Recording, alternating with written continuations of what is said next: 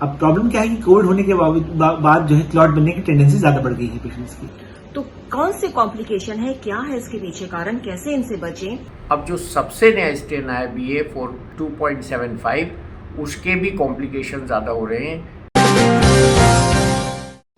नमस्कार दोस्तों, आप देख रहे हैं न्यूज नशा और मैं हूं आपके साथ अनु जैन रोहतगी।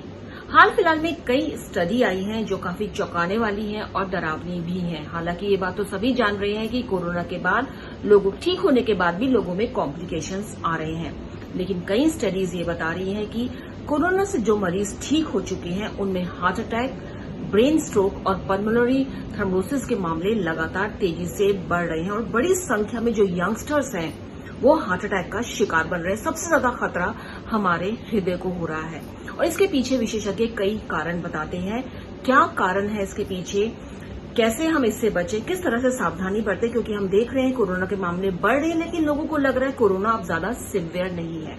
लेकिन खतरे की बात यह है कि कोरोना ठीक हो रहा है और उसके बाद जो कॉम्प्लिकेशंस आ रहे हैं वो बड़ी तेजी से सामने आ रहे हैं। लोग थोड़ा लाइटली लेने लगे हैं। बहुत से लोग अभी भी ऐसे हैं जिन्होंने डोज पूरे नहीं लिए और बूस्टर डोज नहीं लिया है और इसके कारण भी उनमें कॉम्प्लिकेशंस देखे जा रहे हैं। तो कौन से कॉम्प्लिकेशन है, क्या है इसके पीछे कारण, कैसे इनसे बचें, और कोरोना के जो वेरिएंट्स हैं, जो तरह तरह के वेरिएंट्स हैं, वो किस तरह से अपने हमारे शरीर पर प्रभाव डाल रहे हैं, तमाम बातों की हमने चर्चा की। और आज हमारे साथ न्यूज नशा के पैनल पर दो पैनलिस्ट हैं। हमारे साथ डॉक्टर एम वली हैं जो गंगाराम हॉस्पिटल में सीनियर मेडिसिन कंसल्टेंट है, और हमारे साथ आज डॉक्टर मानव अग्रवाल हैं जो कार्डियोलॉजिस्ट हैं संजीवन हॉस्पिटल में। आप दोनों का बहुत बहुत स्वागत है न्यूज नशा में। डॉक्टर मानव अग्रवाल, सबसे पहले मैं आपसे जानना चाहूंगी कि क्या रीजन है कि जो हम सुनने में आ रहा है और स्टडीज कई बता रही हैं और पुख्ता सबूत है कि जो लोग कोरोना से ठीक हो चुके हैं, जिनको 1 साल पहले कोरोना हुआ है, उनको अब हार्ट अटैक हो रहा है, ब्रेन स्ट्रोक हो रहा है, लंग्स में फर्क पड़ रहा है। क्या बड़ा कारण है? Even after the patient improves there is clot जो है बहुत सारे बन चुके होते हैं और क्लॉट और आगे बन रहे होते हैं। ये टेंडेंसी कैरी ऑन करती है। अब इस वजह से इवन कोविड में क्या है, इनमें क्लॉट बनने की टेंडेंसी ज्यादा होती है क्योंकि इनकी आर्टरीज डैमेज होती है और कोविड से ये डबल हो जाती है। इसी से even after the patient improves there is clot जो है बहुत सारे बन चुके होते हैं और क्लॉट और आगे बन रहे होते हैं। ये टेंडेंसी कैरी ऑन करती है। अब इस वजह से इवन कोविड खत्म होने के बावजूद 1 महीने बाद, 2 महीने बाद पेशेंट को हार्ट अटैक हो जाएगा। ब्रेन की आर्टरी में क्लॉट बन जाएगा तो ब्रेन स्ट्रोक हो जाएगा।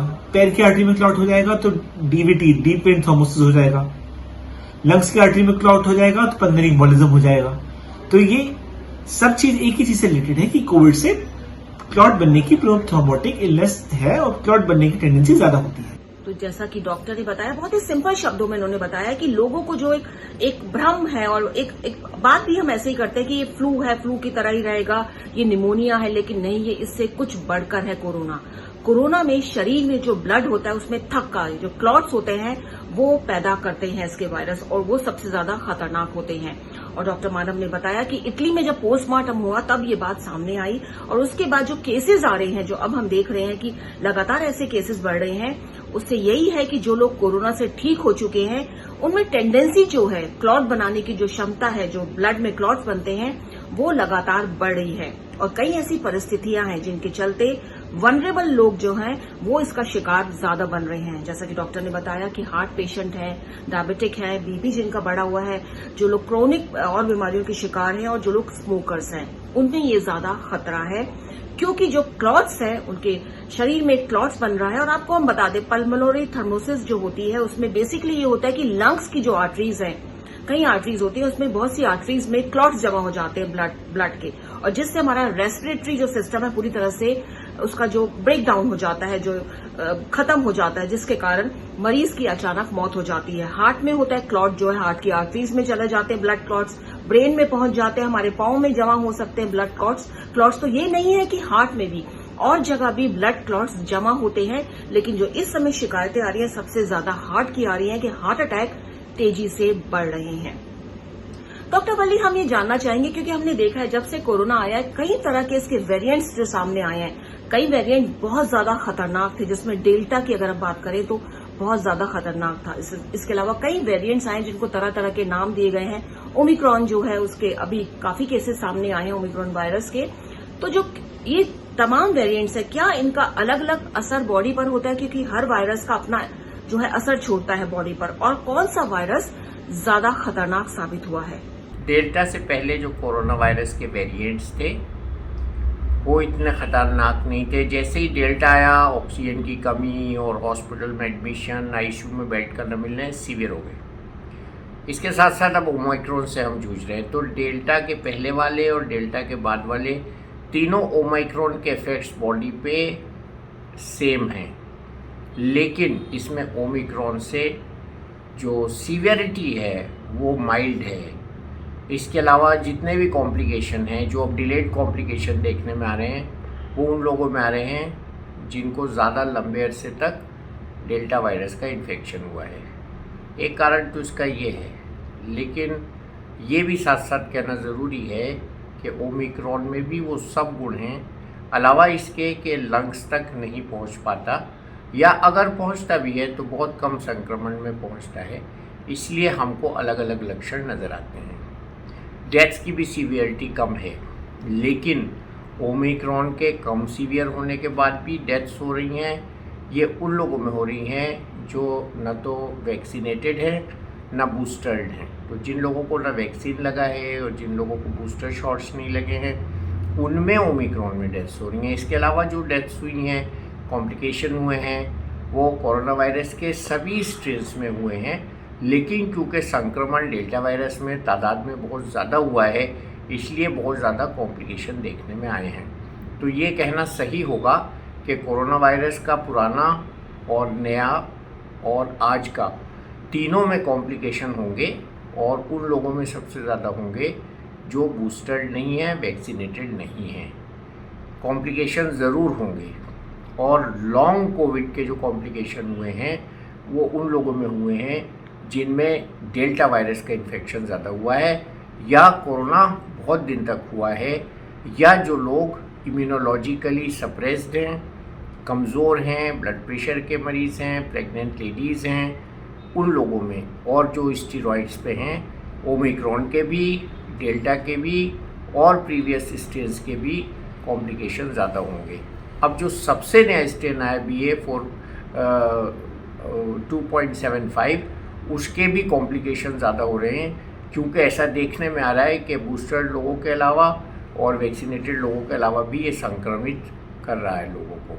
तो इसलिए अब एक नई श्रृंखला भी सामने आने वाली है। जैसा कि डॉक्टर ने बताया कि जो लोग लंबे समय तक डेल्टा वायरस से बीमार रहे, कोरोना जिनको बहुत ज्यादा हुआ, उनमें जो है ये जो कोरोना के जो बात ठीक होने के बाद भी हार्ट अटैक, डायबिटीज, इस तरह के मामले लगातार बढ़ रहे हैं। दूसरा वर्ग उन लोगों का है जो लोग जिन्होंने डोज नहीं लगाई है, जिन्होंने इंजेक्शन नहीं लिए हैं, बूस्टर डोज नहीं लगवाई है, उनमें भी ये मामले बढ़ रहे हैं। ओमिक्रॉन जो है थोड़ा इसके जो असर है कम है, लेकिन इसके बावजूद कॉम्प्लिकेशंस आ रहे हैं, क्योंकि जैसा कि हम पहले भी बता चुके हैं कि जो ये वायरस है, जो वेरिएंट्स हैं, इसमें जो क्षमता है ब्लड क्लॉट बनाने की क्षमता होती है, और कई बार जो वायरस है, कोरोना ठीक हो जाता है, लेकिन कई बार वायरस हमारे शरीर में चिपका रह जाता है, और वही जो वायरस है हमारे शरीर को नुकसान देता है, धीरे धीरे हमारे जो क्लॉटिंग जो है उसकी टेंडेंसी को बढ़ाता है, और यही कारण है कि इस तरह के मामले हम लगातार देख रहे हैं कि बढ़ रहे हैं। डॉक्टर मानव, आपसे जानना चाहेंगे, हम लोग थोड़े बेफिक्र हो गए हैं, जैसा कि हमने देखा है कि सरकार कह रही है बार बार कि आपको बेफिक्र नहीं होना है क्योंकि कोरोना का खतरा नहीं टला है। अब कोरोना ठीक हो रहा है और हम देख रहे हैं 6 महीने, साल बाद लोग इस तरह के कॉम्प्लिकेशंस लेके हॉस्पिटल्स में जा रहे हैं। तो किस तरह से बचे और कौन जो लोग हैं सबसे ज्यादा सावधानी बरतें? देखिए, डायबिटिक्स और जो हाइपरटेंसिव पेशेंट्स हैं, जिनका कोलेस्ट्रॉल ज्यादा है, और जो स्मोकर्स हैं, ऑलरेडी दे आर वल्नरेबल।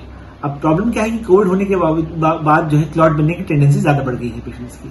तो डायबिटिक्स को अपना डायबिटीज बेहतर कंट्रोल करना है, हाइपरटेंसिव्स को बीपी बेहतर कंट्रोल करना है, कोलेस्ट्रॉल बेहतर कंट्रोल करना है, और स्मोकिंग छोड़नी है। इनके लिए हमें क्या करना है? अपना खान पान इंप्रूव करना है, रेगुलर एक्सरसाइज करनी है, मेडिटेशन करनी है। स्मोकिंग तो खैर छोड़नी है, ये मैंने कही दिया है। तो ये कुछ छोटी मोटी लाइफस्टाइल चेंजेस से हम कोविड के बाद होने वाली कॉम्प्लिकेशन से बच सकते हैं। डॉक्टर मानव का कहना है कि लाइफस्टाइल में चेंजेस हमको करने होंगे। हमको ये सोचकर नहीं बैठना है कि कोरोना ठीक हो गया तो सब खतरा टल गया है। और खास तौर से वो मरीज, जैसा कि हम पहला भी कह चुके हैं, हार्ट के जो पेशेंट पहले से ही हैं, जो स्टीरॉइड्स पे रहते हैं, जिनके लंग्स कमजोर हैं, जिनकी किडनी कमजोर है, जो बीपी या डायबिटीज के मरीज हैं, उनको ज्यादा खतरा है। क्योंकि हो सकता है कि वो कोरोना से तो ठीक हो गए हों, लेकिन अंदर ही अंदर जो क्लॉटिंग का जो एक टेंडेंसी है वो लगातार बढ़ती जा रही है, और कब वो ब्लास्ट हो जाए, कब वो जान का कारण बन जाए, किसी को पता नहीं चलेगा। इसलिए लाइफस्टाइल पे ध्यान देना है, खान पान पे ध्यान देना है। अगर आपका कोरोना ठीक भी हो गया, उसके बाद भी अगर आपको लगता है सिम्टम्स जो है, अगर आपको लगता है कि सांस लेने में ज्यादा तकलीफ हो रही है, आपके हाथ पांव में ज्यादा दर्द हो रहा है, आपका ब्लड शुगर जो है वो उसको आपको कंट्रोल करके रखना है, बीपी कंट्रोल रखना है। अगर आपका बीपी और ब्लड शुगर कंट्रोल नहीं हो रहा है तो आप तुरंत डॉक्टर की सलाह लें, क्योंकि ये सब जो है, अगर थोड़े बहुत भी कॉम्प्लिकेशंस आते हैं तो अगर ये कंडीशंस हो तो कॉम्प्लिकेशंस बढ़ जाते हैं और क्लॉटिंग के चांसेस भी बढ़ जाते हैं। इसलिए अपनी सुरक्षा, अपनी सेहत अपने हाथ में है। हम सबको ध्यान में रखकर चलना है। कोरोना का खतरा अभी टला नहीं है, कोरोना ठीक हो रहा है, लेकिन उसके बाद के कॉम्प्लिकेशंस लगातार बढ़ रहे हैं। दोस्तों, न्यूज नशा की कोशिश रहती है आपको हेल्थ से संबंधित कुछ ऐसे टॉपिक की जानकारी दी जाए जो थोड़े से अनटच्ड रहते हैं, और हमारी कोशिश है कि सीधे और सरल शब्दों में आप तक जानकारी पहुंचाई जाए। और उम्मीद है हमारा प्रोग्राम आपको पसंद आता होगा। इसलिए आप बने रहिए और देखते रहिए न्यूज नशा, आदत हर खबर की।